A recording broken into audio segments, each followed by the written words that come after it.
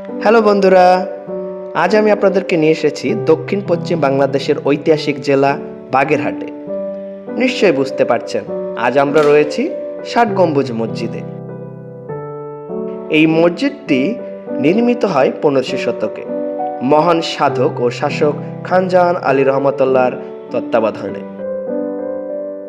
তিনি এই অঞ্চলে ইসলাম প্রচার, শিক্ষা বিস্তার ও জনপদ গঠনে গুরুত্বপূর্ণ ভূমিকা রেখেছিলেন।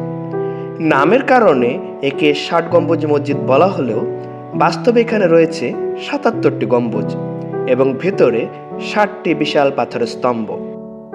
এই মসজিদটিকে এমনভাবে তৈরি করা হয়েছিল, এর মোটা দেওয়াল ও উঁচু গম্বুজগুলো প্রাকৃতিকভাবে বাতাস চলাচল নিশ্চিত করেছে, যা গরম ও আর্দ্র আবহাওয়ায় এক চমৎকার পরিবেশ সৃষ্টিতে অবদান রাখছে। মসজিদের ভিতরে প্রবেশ করলে সারি সারি পাথরের স্তম্ভ, খিলান আর গম্বুজ এক শান্ত ও আধ্যাত্মিক পরিবেশ তৈরি করে।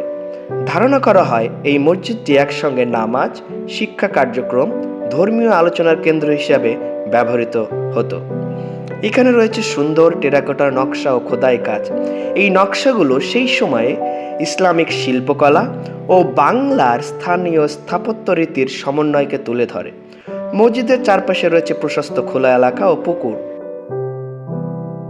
এই ঐতিহাসিক স্থাপনাটি বর্তমানে ইউনেস্কো ওয়ার্ল্ড হেরিটেজ সাইট হিসাবে স্বীকৃতি পেয়েছে, যা প্রমাণ করে এই স্থাপনাটির আন্তর্জাতিক ঐতিহ্য ও সংস্কৃতির গুরুত্ব। ষাট গম্বুজ মসজিদ শুধু একটি ইমারত নয়, এটি ইতিহাস, বিশ্বাস এবং স্থাপত্য নৈপুণ্যের এক জীবন্ত সাক্ষী।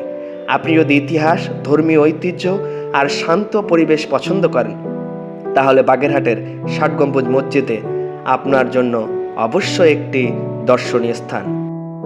চলে আসুন সময় করে বাগেরহাটের ষাট গম্বুজ মসজিদে। আবার দেখা হবে নতুন কোনো ভ্রমণের গল্প নিয়ে। ধন্যবাদ, ভালো থাকবেন, শুভেচ্ছা রইল।